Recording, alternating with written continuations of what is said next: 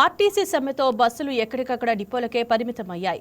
అద్దె బస్సులు నడిపిస్తున్నా అవి పాక్షికంగా ఉండటంతో రోజువారీ ఉద్యోగాలు, వ్యాపారాలకు వెళ్లే ప్రయాణికులు తీవ్ర ఇబ్బందులు ఎదుర్కొంటున్నారు. ఈ నేపథ్యంలో హైదరాబాద్ మెట్రో రైల్ కీలక నిర్ణయం తీసుకుంది.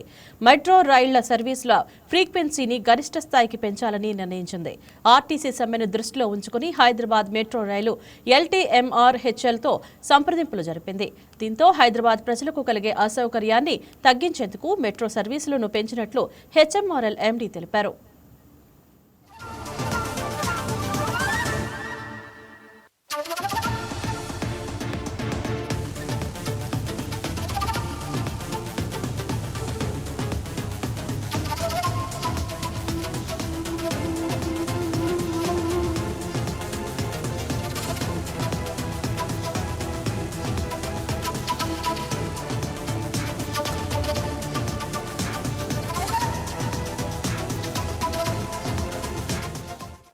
సాధారణ రోజుల్లో ఉదయం 8 గంటల నుండి 10 గంటల 30 నిమిషాల వరకు, సాయంత్రం 5 గంటల నుండి 8 గంటల వరకు పీక్ అవర్స్లో 56 రైళ్లు నడుస్తాయి. ఈ సమయంలో 2 రైళ్ల మధ్య నిడివి 3 నిమిషాల 40 సెకండ్లు ఉంటుంది. నాన్ పీక్ అవర్స్లో మియాపూర్ ఎల్బీ నగర్ కారిడార్ 4 నిమిషాల 50 సెకండ్లు, నాగోల్ రాయదుర్గ్ కారిడార్లో 5 నిమిషాలు 20 సెకండ్ల నిడివితో 44 రైళ్లు నడుస్తున్నాయి. కానీ ఆర్టీసీ సమ్మెను దృష్టిలో ఉంచుకుని రోజంతా గరిష్టంగా 56 రైళ్లు నడపాలని నిర్ణయించినట్లు వెల్లడించారు. మియాపూర్ ఎల్బీ నగర్ కారిడార్ 4 నిమిషాల 20 సెకండ్ల గ్యాప్తో, నాగోల్ రాయదుర్గ్ కారిడార్లో 3 నిమిషాల 40 సెకండ్ల గ్యాప్తో రైళ్లు నడుస్తాయని, దీనితో పాటు ప్రజలకు కలిగే ఇబ్బందులను తగ్గించేందుకు రాత్రి 11 గంటల తర్వాత కూడా చివరి మెట్రో రైలు సర్వీస్ను పొడిగించే అవకాశాన్ని పరిశీలిస్తోందని తెలిపారు.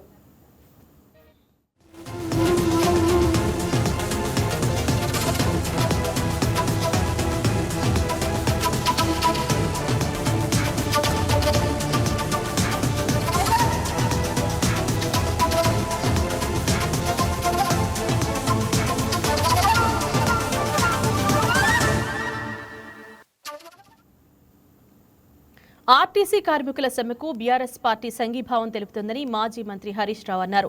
ఈ సందర్భంగా ఆయన మాట్లాడుతూ ఆర్టీసీ కార్మికులను ప్రభుత్వ ఉద్యోగులుగా గుర్తిస్తూ గత కేసీఆర్ ప్రభుత్వంలోనే కేబినెట్ ఆమోదం తెలిపి జీవో గెజిట్ ఇచ్చామన్నారు. ఎన్నికలకు ముందు కాంగ్రెస్ పార్టీ మేనిఫెస్టోలో చెప్పిందే అమలు చేయమని ఆర్టీసీ కార్మికులు అడుగుతున్నారన్నారు. ఇలా ఆర్టీసీ కార్మికులు రాష్ట్ర వ్యాప్తంగా సమ్మె చేస్తున్నారు. వారి సమ్మెకు బీఆర్ఎస్ పార్టీ సంఘీభావాన్ని తెలియజేస్తా ఉంది. గతంలోనే కేసీఆర్ గారి ప్రభుత్వం ఆర్టీసీ కార్మికులకు మరి ప్రభుత్వ ఉద్యోగులుగా గుర్తిస్తూ ప్రభుత్వ కేబినెట్ ఆమోదించింది. జీవో కూడా ఇచ్చాం, గెజిట్ కూడా ఇచ్చాం. దాని వెంటనే వారిని ప్రభుత్వ ఉద్యోగులుగా గుర్తించండి. కార్మికులను చర్చలకు పిలవండి. కార్మికులు చర్చలకు పిలవకుండా ప్రభుత్వం యొక్క మొండి వైఖరి విడనాడాలని మీరు ఆ రోజు కాంగ్రెస్ పార్టీ మేనిఫెస్టోలో చెప్పింది అమలు చేయమని కార్మికులు అడుగుతున్నారు. కొత్త విషయాలు అడుగుతలేరు. మీరు ఎన్నికల ముందు ఆర్టీసీ కార్మికులకు ఇచ్చిన హామీలు అమలు చేయమంటున్నారు. అది కూడా వాళ్ళు రాగానే అడగలేదు కదా. 2.5 సంవత్సరాలు ఒప్పుకోబెట్టారు. 2.5 సంవత్సరాల నుంచి ఎందుకు హామీలు అమలు చేయలేదు అని అడుగుతా ఉన్నారు. ఇంకోటి, మహాలక్ష్మి పథకం పెట్టినారు, కానీ ఆర్టీసీకి ఇవ్వాల్సిన డబ్బులు ఇస్తలేరు కదా. 3,000 కోట్ల రూపాయలు ఆర్టీసీకి రాష్ట్ర ప్రభుత్వం బకాయి పడ్డది. దాంతో ఆర్టీసీ ఉద్యోగులకు ఆర్టీసీ యాజమాన్యం వాళ్ళ బకాయిలు ఇవ్వలేకపోతుంది, డిఏలు ఇవ్వలేకపోతా ఉంది, రిటైర్మెంట్ బెనిఫిట్స్ ఇవ్వలేకపోతా ఉంది. మహాలక్ష్మి మీద ఊదరగొట్టుకునే మీరు మరి ఆర్టీసీ కార్మికుల కష్టమే కదా. ఎంతో కష్టపడి వాళ్ళు సేవలు అందిస్తా ఉన్నారు. వారికి ఆర్టీసీకి ఎందుకు మీరు చెల్లించడం లేదు? బడ్జెట్ లో పెడుతున్నారు కానీ నిధులు విడుదల చేయడం లేదు. ఆనాడు బీఆర్ఎస్ ప్రభుత్వం మహాలక్ష్మి లేకపోయినా రాష్ట్ర ప్రభుత్వం నుంచి సంవత్సరానికి 1,500 కోట్ల గ్రాంట్ ఇచ్చాం. మీరు గ్రాంట్ బంద్ చేసిండ్రు, కనీసం మహాలక్ష్మి పైసలు కూడా ఇవ్వడం లేదు. తక్షణమే మహాలక్ష్మి డబ్బులు ఆర్టీసీకి విడుదల చేయాలని కార్మికులతో చర్చ జరిపి కార్మికుల యొక్క న్యాయబద్ధమైన కోరికల్ని తీర్చాలని చెప్పి ప్రభుత్వానికి డిమాండ్. ఇలా ఆర్టీసీ కార్మికులు రాష్ట్ర వ్యాప్తంగా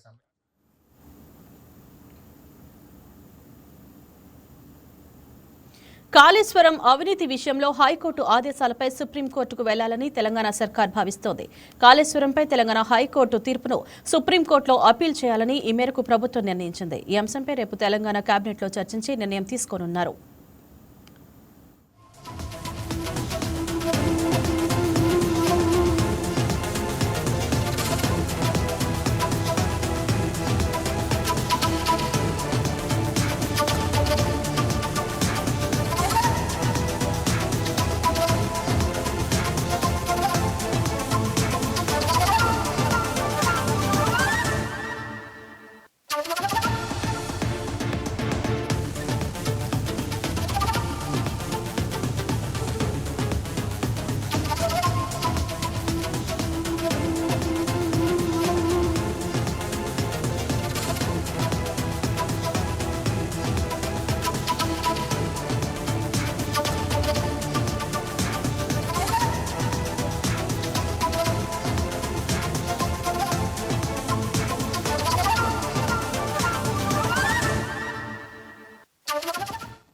దీనిపై మరింత సమాచారం మా ఎగ్జిక్యూటివ్ ఎడిటర్ ఫోన్ ఇన్ లైవ్లో సిద్ధంగా ఉన్నారు.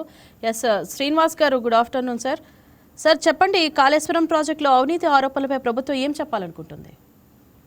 రైట్ ఇంద్రజ, ఏదైతే ఈ కాళేశ్వరం ప్రాజెక్టుకు సంబంధించి పీసీ ఘోష్ నివేదికపై చర్యలు తీసుకోవద్దంటూ ఈరోజు హైకోర్టు ఇచ్చిన తీర్పు ఏదందో తీర్పుతోనే రాష్ట్ర ప్రభుత్వం డిఫెన్స్ గా పడ్డట్టయింది. ఇదే ఈ కమిషన్ సంబంధించి చర్యలు తీసుకుంటుంది అని చెప్పేసి ప్రతిపక్షం టీఆర్ఎస్ పార్టీ కేసీఆర్ అదేవిధంగా హరీష్ రావు ముందు నుంచి భావిస్తూ వచ్చారు. దీని మీద తమ మీద కక్ష సాధింపు చర్యలకు ప్రభుత్వం పూనుకునే అవకాశం ఉంది అంటూ వాళ్ళు కోర్టును ఆశ్రయించడం జరిగింది. ఏదైతే పీసీ ఘోష్ కమిషన్ నివేదిక ఏతుందో ఆ నివేదిక మీద చర్యలు తీసుకోకుండా నిలుపుదల చేయాలంటూ వాళ్ళు కోర్టును ఆశ్రయించారు. ఈ రోజు ఈ కేసుకు సంబంధించి హైకోర్టు తుది తీర్పు నిర్వహించింది. ఏదైతే ఈ జస్టిస్ ఘోష్ కమిషన్ నివేదిక మీద ఏ విధమైన చర్యలు తీసుకోకూడదు అని చెప్పేసి స్పష్టంగా ఆదేశాలు జారీ చేయడం జరిగింది. అయితే పీసీ ఘోష్ కమిషన్ ఏర్పాటును అయితే హైకోర్టు సమర్థించింది. ఆ విచారణ తీరును కూడా సమర్థించడం జరిగింది. అయితే ఈ పీసీ ఘోష్ కమిషన్ చర్యలు నివేదిక మీద చర్యలు తీసుకోకుండా ఏదైతే కోర్టు ఆదేశాలు జారీ చేసిందో దీని మీద సుప్రీంకోర్టుకు వెళ్ళాలి అన్న ఆలోచన రాష్ట్ర ప్రభుత్వం చేసింది. అయితే దీనికి సంబంధించి తుదిగా మొత్తం కేబినెట్ ఒక నిర్ణయం తీసుకోవాలి అనే ఒక నిర్ణయం మేరకు రేపు తెలంగాణ కేబినెట్ సమావేశం కాబోతుంది. ముఖ్యమంత్రి రేవంత్ రెడ్డి అధ్యక్షతన ఈ సమావేశం జరగబోతుంది. ఈ సమావేశంలో పీసీ ఘోష్ ఇచ్చిన నివేదికలు, ఆ తర్వాత కోర్టు ఏదైతే ఆదేశాలు జారీ చేసిందో ఈ రెండు అంశాలే ప్రధానంగా కేబినెట్ లో చర్చించబోతున్నారు. అయితే ఈ పీసీ ఘోష్ నివేదిక, దాని సారాంశము, చర్చలు ఇవన్నీ చర్చించిన మీదట సుప్రీంకోర్టుకు వెళ్తే ఇలా ఏ అంశాల మీద వెళ్ళాలి అన్న అంశాలన్నిటి మీద కూడా రేపు కేబినెట్ లో చర్చించబోతున్నారు. రైట్ శ్రీనివాస్, సుప్రీంకోర్టులో అప్పీల్ వేయడానికి ప్రభుత్వం దగ్గర ఉన్న లీగల్ స్ట్రాటజీ ఏమిటి? అంటే ఈ కాళేశ్వరం ప్రాజెక్టుకు సంబంధించి అవినీతి చోటు చేసుకుంది. ఏదైతే 35,000 కోట్ల ఎస్టిమేషన్స్ కాస్త 1,00,000 కోట్లకు పెరిగాయి. అంతేకాదు ఏదైతే కాళేశ్వరంలో మేడిగడ్డ ప్రాజెక్టు కుంగిపోవడం, ఆ కుంగిపోవడానికి ప్రధాన కారణం అక్కడ ప్రాజెక్టులో అవినీతి చోటు చేసుకోవడమే. ఒక పిల్లర్ కుంగిపోయింది, ఒక పిల్లర్ పగుళ్ళు వచ్చింది. సో ఈ రెండు ప్రధానంగా ఈ మేడిగడ్డ ప్రాజెక్టు వల్ల ఏదైతే ఈ కుంగిపోవడము అదేవిధంగా పగుళ్ళు రావడం ఏదో ఇది అవినీతి వల్లనే ఇదంతా జరిగింది అనేది ముందు నుంచి ప్రభుత్వం చెబుతూ వచ్చింది. సో దీన్నే ఇప్పుడు సుప్రీంకోర్టులో తీసుకెళ్లబోతున్నారు. ఇంకోటి మనం గుర్తుంచుకోవాల్సింది, ఇది పీసీ ఘోష్ కమిషన్ నివేదిక చర్యలను మాత్రమే హైకోర్టు నిలుపుదల చేసింది తప్ప ఈ కేసును కాదు. ఈ కేసు ఆటోమేటిక్ గా మళ్ళీ హైకోర్టులో దీని మీద ఆర్గ్యుమెంట్స్ జరుగుతాయి. దీనికి సంబంధించి విచారణ కొనసాగుతుంది. రైట్ శ్రీనివాస్, ఈ కేసు వల్ల కాళేశ్వరం ప్రాజెక్టు భవిష్యత్తుపై ఎలాంటి ప్రభావం పడుతుంది? దీనివల్ల ప్రాజెక్టుకి ఏ విధంగా కూడా ఇబ్బంది కలగదనేది మాత్రం స్పష్టంగా తెలుస్తుంది. ఎందుకంటే కాళేశ్వరం ప్రాజెక్టుకు సంబంధించి రిపేర్ సంబంధించి రాష్ట్ర ప్రభుత్వం ఇప్పటికే చర్యలు తీసుకుంది. నిపుణుల కమిటీ వేయడం జరిగింది. నిపుణుల కమిటీ సూచన మేరకు ఏదైతే మరమ్మతులు చేపట్టాలో ఆ మరమ్మతుల కార్యక్రమం కూడా కొనసాగిస్తామని చెబుతుంది. కానీ ప్రభుత్వం వల్ల ఒకటే చెప్తుంది, ఏదైతే ఎస్టిమేషన్స్ ఒక్కసారిగా 35,000 కోట్ల రూపాయలు ఉండే ఎస్టిమేషన్ 1,00,000 కోట్లకు పెంచడము, తద్వారా చాలా మంది అప్పట్లో ముఖ్యమంత్రిగా ఉన్న ముఖ్యమంత్రికి సంబంధించిన బంధువులు వాళ్ళ చేతుల్లోకి అవినీతి సొమ్ము చేరుకుంది అని చెప్పేసి పదే ఆరోపణ చేసిన మీదనే ఎప్పుడైతే మేడిగడ్డ ప్రాజెక్టు కుంగిపోవడం స్టార్ట్ అయిందో దీనికి సంబంధించి ఇదంతా కూడా టెక్నికల్ గా కనిపిస్తుంది. సో వీటన్నింటినీ తీసుకెళ్లి ఇప్పుడు హైకోర్టును ఆశ్రయించింది. హైకోర్టులో ఈ కేసుకు సంబంధించి మళ్ళా విచారణ కొనసాగుతూనే ఉంటుంది. కేవలం ఘోష్ ఇచ్చిన నివేదికను మాత్రం నిలుపుదల చేశారు. ఇక తదుపరి కార్యాచరణ ఏ విధంగా ఉండబోతుంది, ఏం చేయాలన్నది ప్రభుత్వం రేపు కేబినెట్ లో నిర్ణయిస్తుంది. Right, thank you Srinivas.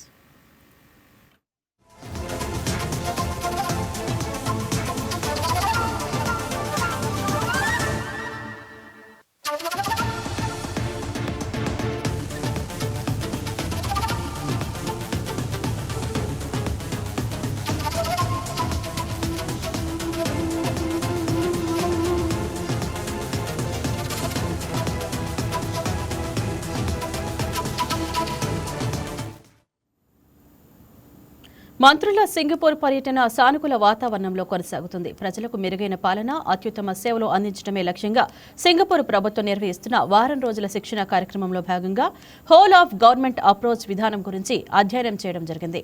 ఈ సందర్భంగా chief executive of the global school of systems thinking doctor Prem Kumar మొదటి రోజు పర్యటనలోని కీలక అనుభవాలను తమకు మరోసారి గుర్తు చేశారు.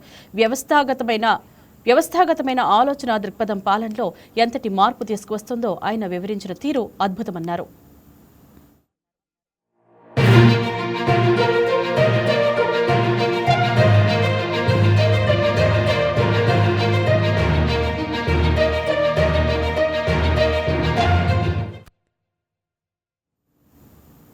ఉమ్మడి కృష్ణా జిల్లాలో పసిపిల్లలను కిడ్నాప్ చేసి విక్రయిస్తున్న ముఠాపై పోలీసులు కొరడా జులిపించారు.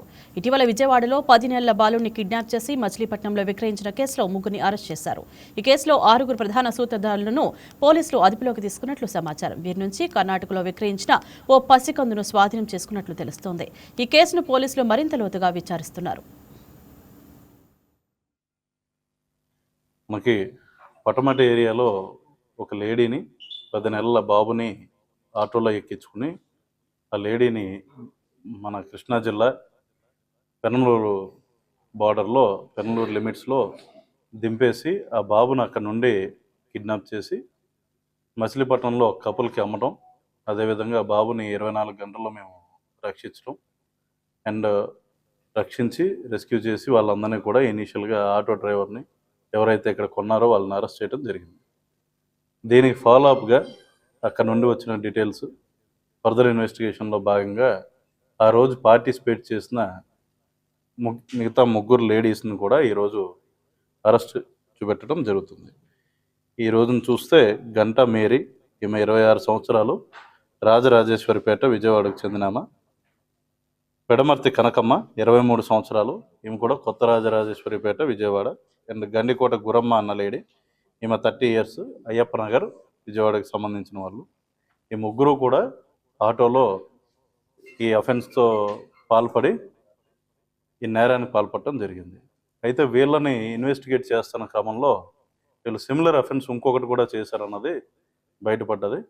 ఆ అఫెన్స్లో ఏంటంటే ఈ విజయవాడ కనకదుర్గమ్మ టెంపుల్ దగ్గరికి వచ్చిన ఒక లేడీని కూడా ఇదే విధంగా ఏమార్చి ఆమెను కూడా ఆటోలో ఎక్కించుకుని తాడేపల్లి సమీపంలో ఆమెను దించేసి అక్కడ నుండి ఆటోలో ఆ పిల్లోడితో ఉడాయించి అక్కడ నుండి ఫర్దర్గా ఆ పిల్లోడిని కొంతమందికి మా పిల్లోడే అని చెప్పి ఈ లేడీస్, ముఖ్యంగా ఈ గంటా మేరీ, పెడమర్తి కనకమ్మ అన్న 2 లేడీస్ కూడా కనకమ్మ పిల్లోడే అని చెప్పి పెంచుకుంటానికి ఇచ్చేస్తామని చెప్పి వాళ్ళకి ఇవ్వడం జరిగింది. అండ్ ఈ కపుల్ ఎవరైతే కర్ణాటక వాళ్ళకి ఇచ్చారో వాళ్ళకి ఈ విషయం తెలియడంతోనే వాళ్ళు మళ్ళీ బాబుని తీసుకొచ్చి వాలంటరీగా వెనక్కి అప్పగించారు. ఈ విధంగా శివం అనే బాబుని కూడా మేము రెస్క్యూ చేయడం జరిగింది. అండ్ ఈ బాబు వయసు వచ్చేసి 1 సంవత్సరం ఆడు. అయితే అన్ఫార్చునేట్లీ యాజ్ ఆఫ్ టుడే వాళ్ళ తల్లి ఎవరన్నది ఇంకా ఐడెంటిఫై చేయలేకపోయాం పూర్తిగా. బట్ ఆవిడ డీటెయిల్స్ అయ్యి సీసీ కెమెరా ఫుటేజ్ ఆధారంగా కలెక్ట్ చేసుకున్నాం కాబట్టి maybe with in a day or 2 ఆమె డీటెయిల్స్ కూడా పూర్తిగా లభ్యమయ్యి తల్లి చెంతకి ఈ అబ్బాయిని కూడా చేరుస్తాము. అయితే ఈ పర్టికులర్ కేసులో మరింత లోతుగా ఇన్వెస్టిగేషన్ అయితే జరుగుతుంది. వీళ్ళలో ప్రీవియస్గా నేరాలకు పాల్పడ్డ గ్యాంగ్స్కి సంబంధం ఉందా, అండ్ వీరు ఎవరెవరితో కాంటాక్ట్లో ఉన్నారు, ఇలా ఇంకా ఫర్దర్గా ఇంకెంతమంది పిల్లల్ని అమ్ముంటారు, ఇవన్నీ కూడా లోతైన దర్యాప్తు అనేది చేస్తున్నాం. కొన్ని ఫ్యాక్ట్స్ మా దగ్గర ఉన్నాయి. అయితే ఇన్వెస్టిగేషన్ ఈ స్టేజ్లో అది రివీల్ చేయడం కుదరకపోవచ్చు కాబట్టి సబ్సిక్వెంట్గా కాంక్రీట్గా దాని మీద రిజల్ట్ వచ్చినప్పుడు will tell those details. Thank you very much. Telangana భవన్లో బీఆర్ఎస్ నేత శ్రీనివాస్ గౌడ్ మీడియాతో మాట్లాడుతున్నారు. లైవ్ చూద్దాం. రోడ్డు మీదకి వచ్చిండ్రు. రిటైర్డ్ ఉద్యోగులకు వాళ్ళ జమ చేసిన డబ్బులు వాళ్ళకి రాక వాళ్ళు ఒక్కొక్కరు చనిపోతూ ఉన్నారు, ధర్నాలు చేస్తూ ఉన్నారు. అసలు ఎవరు హ్యాపీగా ఉన్నది? ఎవరు? రైతులు హ్యాపీగా ఉన్నారా? మరి 42% ఇస్తామని చెప్పి బీసీలు హ్యాపీగా ఉన్నారా? దళిత బంధు ఇస్తామని చెప్పి అయినటువంటి ఎస్సీలు హ్యాపీగా ఉన్నారా, ఎస్టీలు హ్యాపీగా ఉన్నారా, రైతులు హ్యాపీగా ఉన్నారా? ఎవరు హ్యాపీగా ఉన్నారని? 420 హామీలలో ఎవరైనా హ్యాపీగా ఉన్నారా? ఉద్యోగులు హ్యాపీగా ఉన్నారా? ఏదో మీరు చేస్తారని నమ్మకంతో మీకు ఓటేసి అధికారంలో తీసుకొస్తే ప్రజలను పీడిస్తూ హింసిస్తూ పూర్తి తెలంగాణను దివాలా తీపిస్తూ అణచివేస్తూ ఏ ఒక్క హామీ నెరవేర్చకుండా కూల్చడం తప్ప ఏం లేదు. జేసీబీలకు ఫుల్ గిరాకు ఉంది. ఇటాచీలు జేసీబీలు. చేయి గుర్తు బదులు ఇటాచి గుర్తు పెట్టుకోండి. ఇటాచీ జేసీబీ గుర్తు కరెక్ట్ సరిపోతుంది. ఇటాచీలు తప్ప ఏం లేదు పని చేసేది, కూల్చుడు తప్ప ఏం లేదు. కట్టుడు లేదు, కూల్చుడే. కూల్చుడు, దంచుడు, పెట్టుడు, లోపల వేసుడు, అంతే, వేరే ఏం లేదు. ప్రతిపక్షం తిట్టడము, కేసీఆర్ తిట్టడము, కేసీఆర్ను బదనాం చేయడం తప్ప ఇంకెన్ని రోజులు బదనాం చేస్తారండి? ఎక్కడ బదనాం చేస్తారు? అయిపోయింది, కాలం చెల్లిపోయినది. బదనామా అయ్యే పరిస్థితి లేదు, అయిపోయింది. కేసీఆర్ తెలంగాణ ప్రజల గుండెలో ఉన్నాడు. ఏ కులం అని కాదు, ఏ ఒక వృత్తి అని కాదు, అందరికీ. కనీసం మొన్న జైత్యాల మీటింగ్లో వారు మాట్లాడుతున్నప్పుడు తెలంగాణ ప్రజల స్పందన వాళ్ళు చూసేనా, మీ ఇంటెలిజెన్స్ రిపోర్ట్ తెప్పించుకుని ఇంకనైనా అప్పుడన్నా మీరు మారాలా. ఇలా ఆర్టీసీ కార్మికులకు బరాబర్ మేము ఉంటాం. సకల జనుల సమ్మెలో మేము పిలిపించినప్పుడు మాతో పాటు పనిచేసారు. నైచలేగా బస్ కపైగా నైచలేగా అన్నారు. ఉద్యోగాలు తీసేస్తామన్నా భయపడలేదు, డిస్మిస్ చేస్తామన్నా భయపడలేదు. ఆ రోజు కేసీఆర్ గారి నాయకత్వంలో మేము దగ్గర తీసుకున్నాం. ఆంధ్ర సంఘాలుగా 2 విడగొట్టి మన గురించి మనం కొట్లాడాలని చెప్పి తెలంగాణ గురించి కొట్లాడిండ్రు వాళ్ళు. బరాబర్ మేము చేసే కాడ చేసినాం. నేను క్యాబినెట్ మంత్రిగా మా క్యాబినెట్లోనే వాళ్ళని పర్మనెంట్ చేయాలని డిసిషన్ తీసుకున్నాం. ప్రాసెస్ అయింది. కొత్తగా మీరు డిసిషన్ తీసుకుని ఏం కాదు. అది మా ప్రభుత్వం వచ్చింటే మొదటి నెలలో ఈ పని మొత్తం అయిపోయేది. మాకప్పుడు ప్రియారిటీ రైతులు ప్రధానంగా ఉండే, పేద విద్యార్థులు ప్రధానంగా ఉండే, కులాలకు అతీతంగా విద్య, వైద్యము, ఆరోగ్యం చాలా ఇంపార్టెంట్ ఉండే.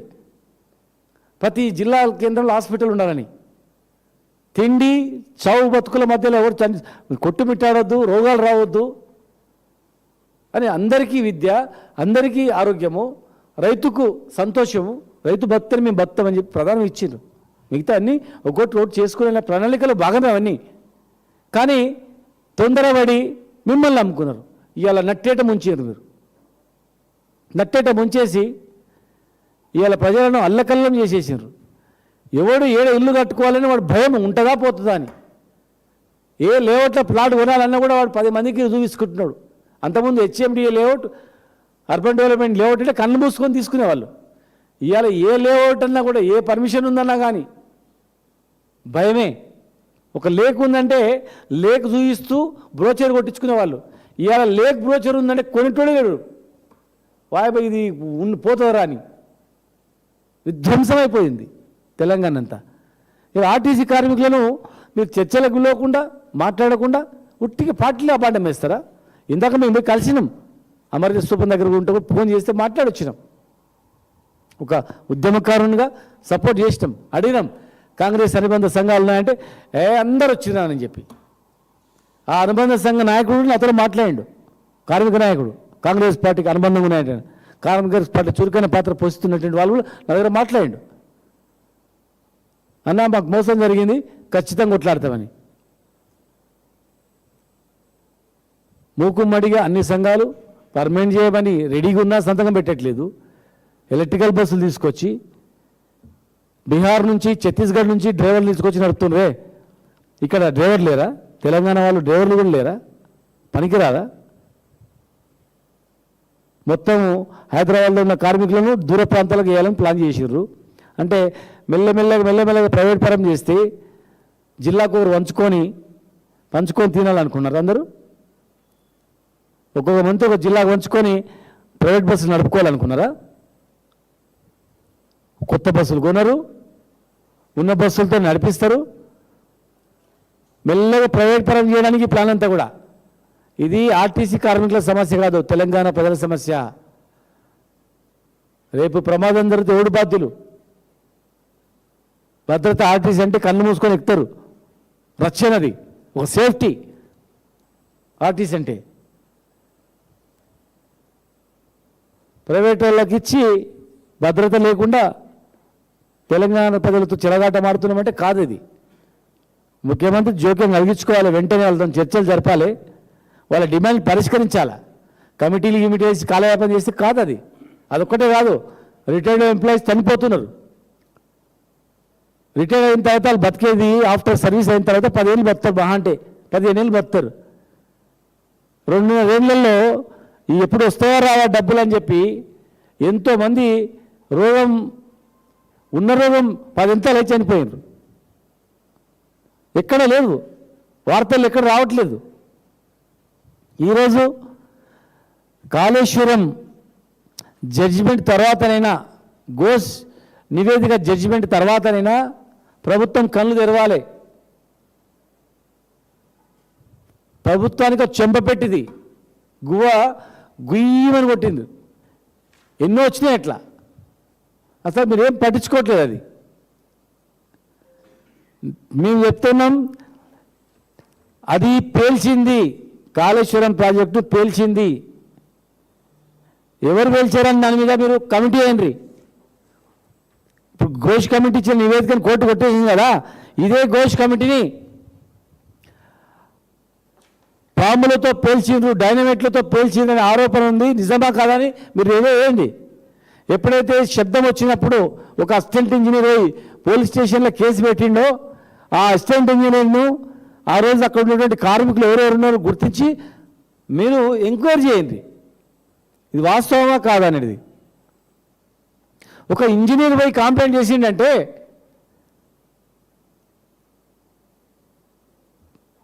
శబ్దము పెద్ద శబ్దం వచ్చింది, బాంబు వేసిన శబ్దం అంటే ఖచ్చితంగా అక్కడ ఏదైనా విస్ఫోటం వస్తేనే ఆటోమేటిక్గా కుంగితే శబ్దం రాదు, కుంగిందని శబ్దం రాదు. కుంగింది ఎప్పుడు ఎక్కువ తీవ్రతమైనటువంటి ఒత్తిడితో వాటర్ వస్తున్నప్పుడు కూలితే ఆ టైంలో కూలుతుంది. నిజంగానే కూలితే ఈ పాటికి ఎన్నో వరదలు వచ్చినాయి కదా, ఎప్పుడో మొత్తం కొట్టుకుపోయేది. ఈరోజు మీరు చేసే రిపేర్ను ఆ రోజు చేసింటే మీకు మంచి పేరు వచ్చేది, తెలంగాణ సస్యశ్యామలం అయ్యేది. కేవలం బీఆర్ఎస్ పార్టీని బదనాం చేయాలనే కుట్రతోన తెలంగాణ నాశనం చేసింది ప్రభుత్వం, ఒక ఇగోతోన. ఏం లేదు అక్కడ. కేసీఆర్ గారిని బదనాం చేయాలనే ఏకైక ఎజెండాతో కేసీఆర్ గారిని, కేసీఆర్ కుటుంబాన్ని తిడితేనే నాకు ఓట్లు వచ్చినాయి, ఇగో ఇంక దానిలోనే కంటిన్యూషన్ ఉంటేనే ఇంకా నన్ను నమ్ముతారనే భ్రమలో ఉంటే ఇవాళ కేసీఆర్ ఏందో తెలంగాణ ప్రజానికి తెలిసిపోయింది. కేసీఆర్ తెలంగాణ ఏం చేసిండో కూడా తెలిసిపోయింది.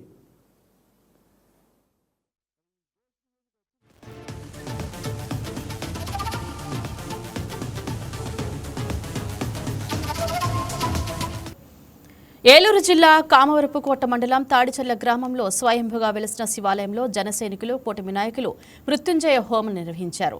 సంపూర్ణ ఆరోగ్యంతో ప్రజా సంక్షేమంలో తిరిగి పాల్గొనాలని కోరుకుంటూ తాడిచర్ల జనసేన నాయకులు, కార్యకర్తలు, అభిమానులు పంచామృతాలతో అభిషేకం చేసి ప్రత్యేక పూజలు నిర్వహించారు.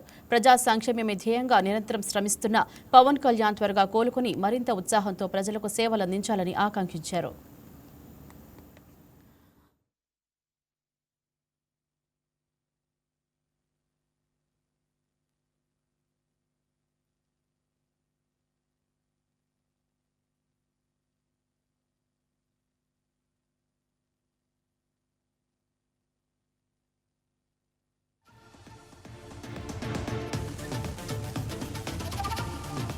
కొద్ది రోజుల క్రితం ఆంధ్రప్రదేశ్ రాష్ట్ర ఉప ముఖ్యమంత్రి వర్యులు పవన్ కళ్యాణ్ గారికి అనారోగ్యంగా రావడం అనేది అందరికీ తెలిసిన విషయమే. వారు అతి త్వరగా ఈ యొక్క పేదలందరినీ రక్షించడం కోసం, ఈ పల్లెలన్నింటినీ కూడా డెవలప్ చేయడం కోసం ప్రజాక్షేత్రంలోకి త్వరగా రావాలనేటువంటి సదుద్దేశంతో మరి జనసేన పార్టీ వారు ఈ రోజు మరి తాడిచెర్ల గ్రామ పంచాయతీలో ఉన్నటువంటి స్వయంభూ శ్రీ దుర్గా మల్లేశ్వర స్వామి వారి ఆలయం వద్ద మహామృత్యుంజయ యాగం చేయడం జరిగింది. ఈ హోమంలో మరి కూటమి నాయకులందరూ కూడా వచ్చి పాల్గొనడం, వారికి సపోర్ట్ చేయడం, అందరూ కూడా మరి ఆ స్వామి వారిని మరి ఆ పవన్ కళ్యాణ్ గారు త్వరగా ప్రజాక్షేత్రంలో రావాలని ఏకకంఠంతో మరి కోరుకోవడం జరిగింది. అలాగే ఆ స్వామివారి దయ వల్ల ప్రజాక్షేత్రంలోకి వచ్చి ఈ యొక్క పేదలందరి యొక్క ఏదైతే కోరుకున్నారో అవన్నీ కూడా జరగాలని చెప్పేసి శస్త్రచికిత్స చేసుకున్నటువంటి రాష్ట్ర ఉప ముఖ్యమంత్రి వర్యులు శ్రీ కొణిదెల పవన్ కళ్యాణ్ గారి ఆరోగ్యం మళ్ళీ బాగోవాలని ద్వారకా తిరుమల శివాలయం వద్ద మృత్యుంజయ హోమం నిర్వహించడం జరిగింది. ఈ కార్యక్రమానికి అనేక కూటమి నాయకులు ఇచ్చేసి ఈ యొక్క మృత్యుంజయ హోమం దిగ్విజయంగా జరగడం జరిగింది. పవన్ కళ్యాణ్ గారి ఆరోగ్యం మళ్ళీ కుదుటపడి ప్రజాక్షేత్రంలో పనిచేయాలని, ప్రజలందరికీ కూడా అనేక సేవలు అందించాలని ఈ రోజు నిర్వహించినటువంటి ఈ యొక్క కార్యక్రమం పవన్ కళ్యాణ్ గారికి ఆశీస్సుల కింద అందాలని, భగవంతుడి ఆశీస్సులు, ప్రజల యొక్క ఆశీస్సులు, జనసేన పార్టీ నాయకులు, కార్యకర్తలు, అలాగే కూటమి నాయకులు, కార్యకర్తలు అందరి ఆశీస్సులతో ఆయుర ఆరోగ్యాలతో ప్రజల ముందుకు రావాలని కోరుకుంటూ